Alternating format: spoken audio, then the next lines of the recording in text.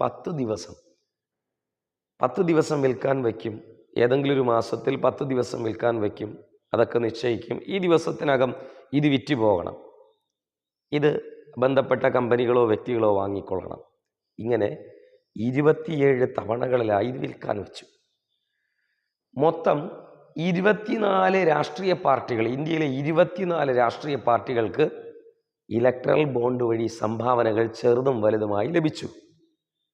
ഏറ്റവും കൂടുതൽ സംഭാവന ലഭിച്ചത് ഭാരതീയ ജനതാ പാർട്ടിക്കാണ്. ഏകദേശം 6060 കോടിക്ക് മുകളിൽ സംഭാവന ഇവർക്ക് കിട്ടി.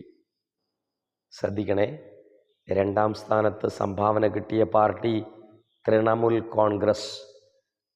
1642 കോടിയോളം തൃണമൂൽ കോൺഗ്രസ്സിന് കിട്ടി. മൂന്നാമതൊരു രാഷ്ട്രീയ പാർട്ടി ഇന്ത്യൻ നാഷണൽ കോൺഗ്രസ്